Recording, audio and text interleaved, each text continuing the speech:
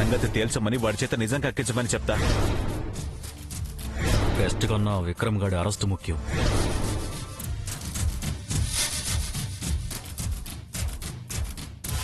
దుర్గమ్మ, ఏంటి అలా ఉన్నారు? టెన్షన్ పడి చేస్తుంటే ఇలా కాక ఎలా ఉంటానే? దేనికి దుర్గమ్మ అంత టెన్షను? అంత కష్టపడి ఇంత కష్టపడి ప్లాన్ వేశాను అంది ఆ ముసల్ది. ఇప్పుడేమో ఫోన్ కలిసి చావటం లేదు. ల్యాండ్ లైన్కి చేస్తే లేదు ఊరెళ్ళింది అంటున్నారు. ఆ సాంబయ్య ఏమో కనీసం సెల్లో ఒక్కరోజు నిద్రైన చేయకుండా బయటపడ్డాడు. యువతలు ఈయన, అవతలేమో సాంబయ్య వాళ్ళు. విక్రమే కారణమంట వాడంతా చూస్తాను, వాడితో నిజం కక్కిస్తాను అంటుంటే గుండె దడదడలాడిపోతోంది. ఏం చేయాలో నాకు అర్థం కావటం లేదు. పోలీసులకు తడిసి వాడు నోరు విప్పితే? వాడు నోరు విప్పినా మీరేం వెళ్లి వాడిని నేరుగా కలవలేదు, మాట్లాడలేదు. మీ పేరు వాడేలా చెప్తాడు? పిన్ని పేరు చెప్పినా ప్రమాదమే కదే. ఒంటి మీద దెబ్బ పడితే ఆవిడ నా పేరు బయట పెట్టదు అన్న గ్యారంటీ లేదు. జాగ్రత్త పడు అని చెబుదామన్నా ఈవిడ లైన్ కలవదు. ఏదేమైనా మీ పేరు మాత్రం చెప్పదు దుర్గమ్మ. ముసల్ది భయం ఉండదా? అందుకే నాకు టెన్షన్. ఎప్పుడు ఇంతే, డబ్బులు అందుకోవడం, 47 బస్సు వచ్చింది అని పరిగెత్తడం. అయినా నాకు తెలిసి మీరు భయపడక్కర్లేదు దుర్గమ్మ. వస్తే గీస్తే వాడి సంగతి నేను చూసుకుంటాను. మీరు ధైర్యంగా ఉండండి. నువ్వేం చేస్తావే? మాట బయటికి రాకుండానే వాడి పేక నొక్కేస్తాను. ఈ లోపు ఆ మంగళగిరావిడే లైన్లోకి వస్తుంది. మనవరాల్ని తీసుకొస్తానందిగా, ఆ పని మీద ఉండుంటుంది. ఏటు తిరిగి రేపు దిగబడిపోతుంది. మీరేం కంగారు పడకండి. రాని వచ్చాక చెప్తాను ఆవిడ సంగతి. ముందే భయపెట్టకండమ్మా. అన్ని నిదానంగా విచారించి మీ మీదకి వస్తుంది అన్నప్పుడు ఆవిడ సంగతి మనం చూడొచ్చు. మీ టెన్షన్ సార్ కనిపెట్టారనుకోండి, ముందుకే మోసం వస్తుంది. జాగ్రత్తగా ఉండండి. సరే.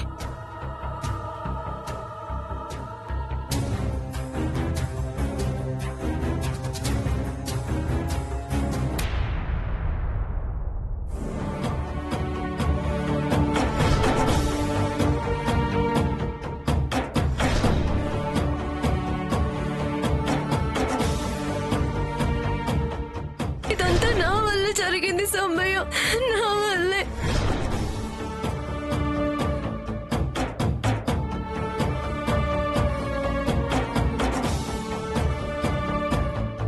తులసికి ఆలోచన రాబట్టి, అది ప్రయత్నం చేయబట్టే బయటకొచ్చాను. అదే కేసు రన్నై శిక్ష పడి జైలు పాలైతే అసలు వీళ్ళిద్దరి పరిస్థితి ఏమయ్యేది? ఎలా ఉండేవాళ్ళు? ఎంత కుమిలిపోయేవాళ్ళు?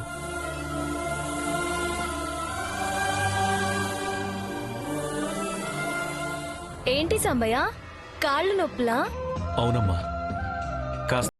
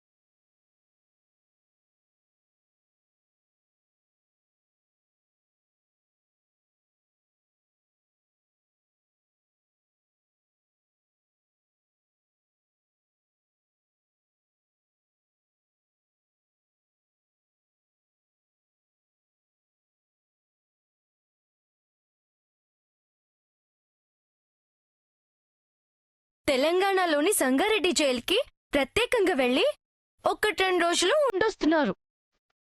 నువ్వు ఆ లిస్టులోకి వచ్చావే. వస్తే వస్తే వస్తే వస్తే ఏంటి ఏం చేస్తున్నావు దిగు.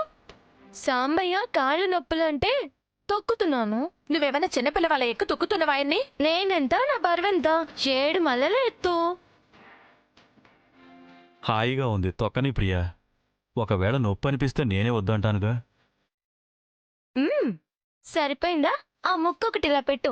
ఆ ఆ నా మీద 3 అడుగులు ఎత్తున్నావు, ఎలా పెట్టను? కొంచెం వంగు. ఆ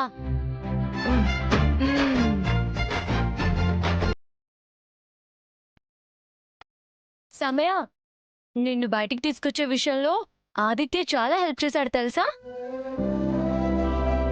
లోపల వాళ్ళ అమ్మ భయం ఉన్నా నీ మీద ప్రేమతో నాతో పాటు వచ్చాడు తెలుసా. నా మీద ప్రేమో నీ మీద ప్రేమో నాకు తెలుసులే. వదినకు జడిసినా వాడు చాలా మంచివాడండి. మనమంటే వాడికి చాలా అభిమానం.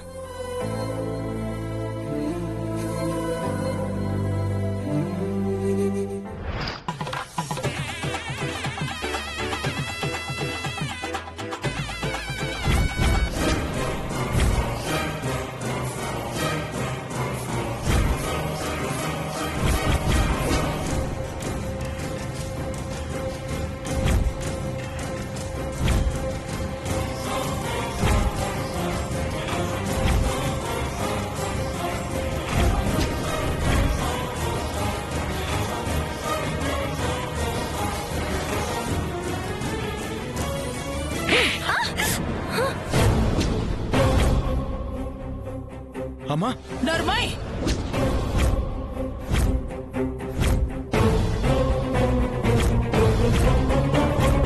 నా కోడలిగా నా గడప దాటి రావడానికి ఎంత ధైర్యమే నీకు? పదవే బయటికి. పద అమ్మా పద అమ్మా పద. అమ్మా నువ్వు ఆగరా. పద. అమ్మా తులసి ఏయ్! పద లోపలికి. పద.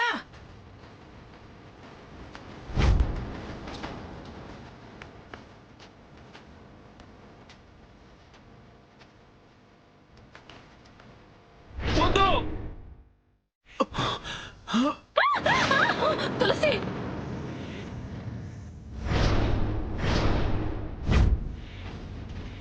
ఏమండి, ఏమైందండి? కాలేమైనా బెణికిందా? అందుకే వద్దన్నాను. సమ్మగా ఉంది కమ్మగా ఉంది అన్నారు. ఇప్పుడేమైంది? తులసి ప్రియా, అనవసరంగా కంగారు పడకు. నాకేం కాలేదు. ఏమైంది సాంబయ్య, ఎందుకలా ఆర్చో? నువ్వు కాళ్ళు తొక్కుతూ ఉంటే హాయిగా ఉండి కాస్త కన్ను మరిగింది. అంతలో ఏదో పీడకలొచ్చింది. పీడకల ఏంటది? అంతలా వద్దు అని అరిచారు. ఆ, అది అది అదేంటంటే భయపడకు. జరిగిందే. పోలీసులు అరెస్ట్ చేస్తుంటే వద్దని అరిచాను. తులసి, తొక్కింది చాలేవే, వెళ్ళి పడుకో. నేనింకా కాలు బెణికిందో ఎముక విరిగిందో అని భయపడ్డాను. ఇదిగోండి, కాస్త మంచినీళ్ళు తాగి పడుకోండి. పిచ్చి ప్రియ అన్నింటికి అదిరిపడుతుంది, బెదిరిపోతుంది.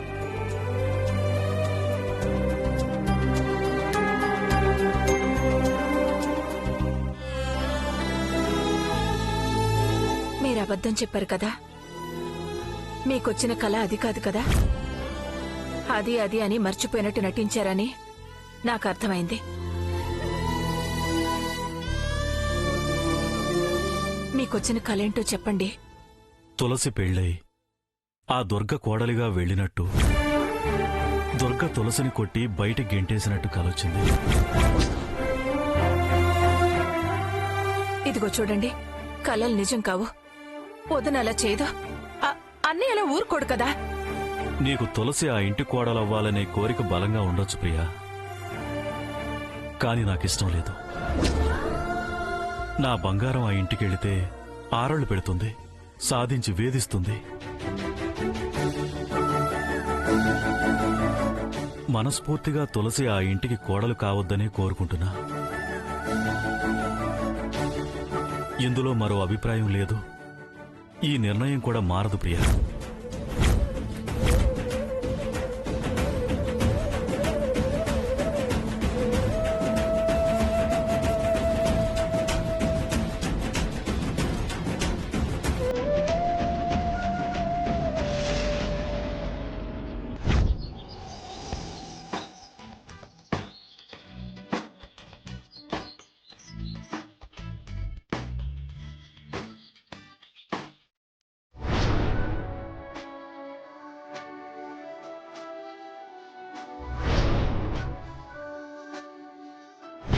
పోల్ ఎక్కడ నేర్చుకొని పైకెక్కి చూపించరా, అప్పుడు పప్పు అండం మానేస్తాండ్రా. పప్పు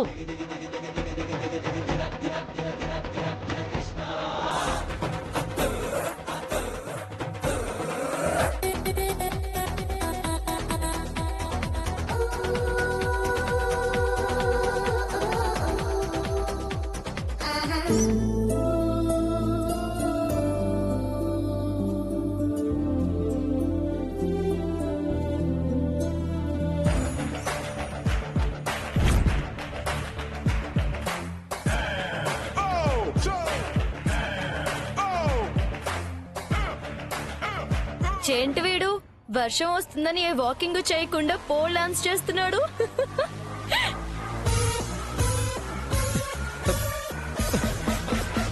చెత్త వీడి సంగతి.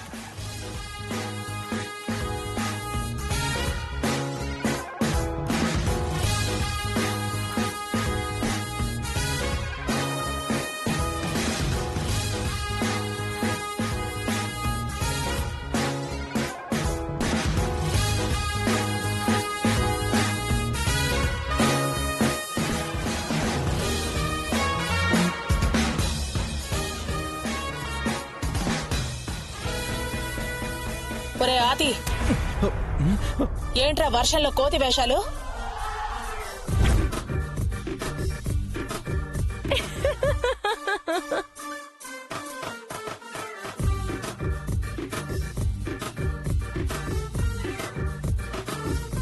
ఉసే నువ్వా?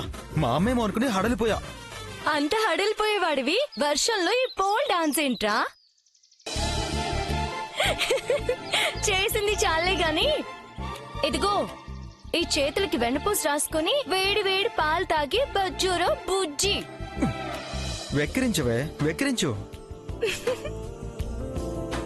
ఈ పోల్ ఎక్కడం పెద్ద గొప్ప అనుకుంటున్నావా? ఏదో ఒక రోజు ఈ పోల్ చివరి దాకా వెళ్ళి నీతో శబాష్ రా ఆదిత్య అని చెప్పించుకుంటాను చూడు. వేతాళి కథలు వద్దులే గాని వెళ్ళరా. 6 అడుగుల గోడ ఎక్కడం చేతి కాదు కానీ పోలు ఎక్కుతాడు. పోలు వెళ్ళు వెళ్ళి బజ్జు. It's my challenge. ఛాలెంజ్ ఎందుకురా నిన్ను నువ్వే బుక్ చేసుకుంటావు? వెళ్ళు. ఛాలెంజ్ అని చెప్తున్నాను కదా.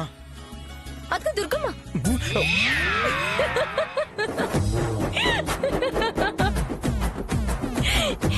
ఎందుకురా నీకు ఛాలెంజ్లు? పేరుకే షాక్ అవుతున్నావు.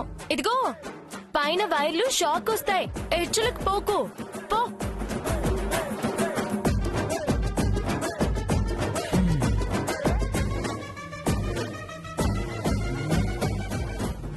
ఎలాగైనా ఎక్కుతాను. రే అది రారా. ఏంటి పలహారానికి కూర్చుంటున్నారా? పలహారమా? అదేరా టిఫిన్ కి కూర్చుంటున్నారా అంటున్నాను. ఎలాగూ టైంకి వచ్చావుగా, నువ్వు కూర్చో. రాపిన్ని కూర్చో. ఏం టిఫినే దుర్గా? ఇడ్లీ లేసాను, అట్లా ఇద్దాం అనుకుంటున్నాను. అట్లా ఏ నీకు నచ్చవా అమ్మమ్మా? ఎందుకు నచ్చవు? బేషుగ్గా నచ్చుతాయి. అట్లయితే అంతా ఒక 10 నిమిషాలు ఆగండి.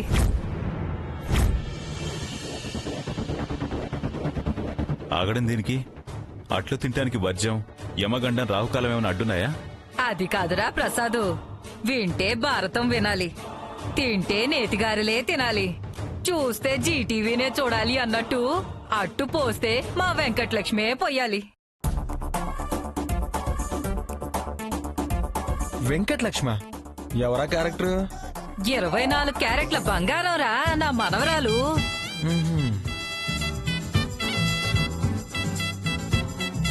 ఇంకా 10 నిమిషాల్లో వచ్చేస్తుంది. దాని చేతి వాటమే వేరు. అట్లు లొట్టలు వేసుకుంటూ తినాలి. ఉల్లి పొరలా పల్చగా, గోధుమ రంగులో మెత్తగా, నమిలే పనే లేకుండా కమ్మగా కడుపులోకి జారిపోతాయి. ఎన్ని తిన్నా చాలనే మాటే ఉండదు.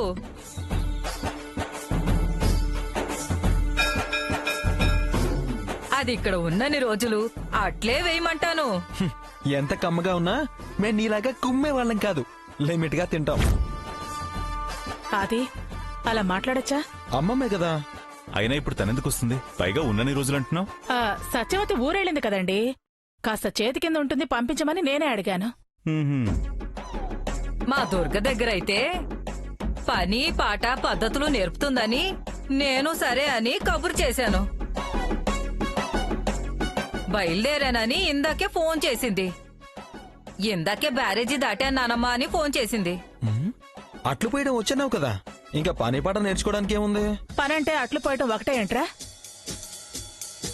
పిన్ని అంతగా చెప్తోంది కదా, 10 నిమిషాలు ఆగుదాం. పిన్ని ఓసారి ఇట్రా, నీతో మాట్లాడాలి. దాని రానివే దుర్గా, తర్వాత మాట్లాడుకోవచ్చు.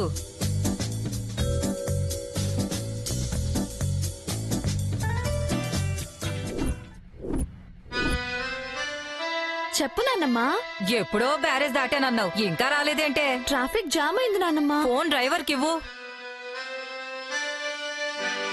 అమ్మా చెప్పండమ్మా. నీకసలు బుద్ధుందా? జనం ఆగారని నువ్వు ఆగుతావా? ముందు బండ్లు ఆగితే పక్క నుంచి వచ్చేయి. అది రాంగ్ రూట్ కదా మేడం. రాంగు రూట్ ఏంటి రాంగు రూటు? మనం ఎటొస్తే అదే రైట్ అవుతుంది. నువ్వు వచ్చేయి. సరే అలాగే మేడం. సరే అలాగే. అరే రాంగ్ రూట్ లో రమ్మంటున్నావేంటి? మీకోసమే. మాకోసం ఏంటి? అట్లు లేట్ అవుతాయి కదరా, అందుకే తొందరగా రమ్మన్నాను. పిన్ని నువ్వు ఓసారి ఇట్రా. దాన్ని రాని అన్నాగా, రాని, నేనిక్కడే ఉంటాగా.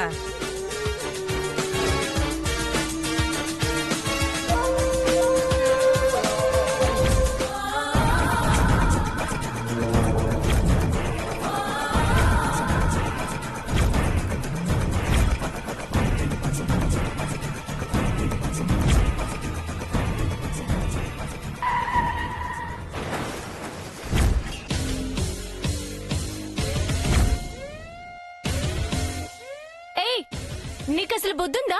రాంగ్ సైడ్ లో వస్తావేంటి? Sorry madam. సారీ ఏంటి సారీ? సారీ చెప్తే బండి చొట్టలు పోతాయా?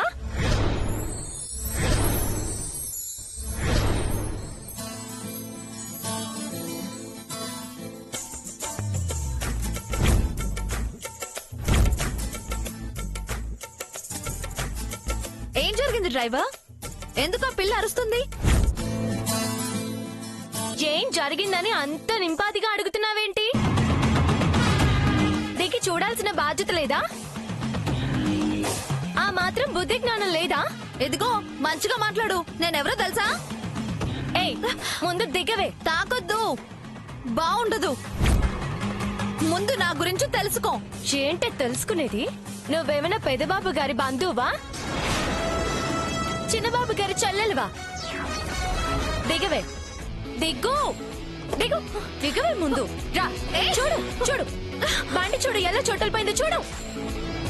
అనవసరంగా వెంకటలక్ష్మితో పెట్టుకుంటున్నావు. వెంకటలక్ష్మివా? ఎంఎస్ సుబ్బలక్ష్మిని అన్న లెవెల్లో బిల్డప్ ఇస్తున్నావేంటే?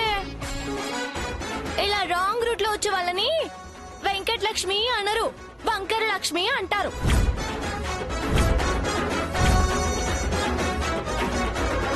ఏంటే? ఇదిగో అలా అనద్దు. మర్యాద మర్యాద నేర్చుకో. ఏయ్ నీతో నాకేంటే? చూడు నా స్కూటీ చూడు,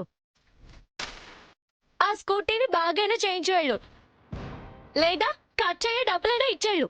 బేరాలే లేవు, డొక్కు స్కూటీకి ఇచ్చేదేమీ లేదు. డబ్బులిచ్చి పంపించండి మేడం. నేను ఇవ్వను. ఇవ్వకపోతే అంగుళం కూడా కదలివ్వను. ఇదిగో ఇత్తడైపోతుంది. నువ్వెత్తడి చేసేదంటే సత్తు బిందె. పుత్తడి పుత్తడిక్కడ 24 క్యారెక్టర్ల పుత్తడి.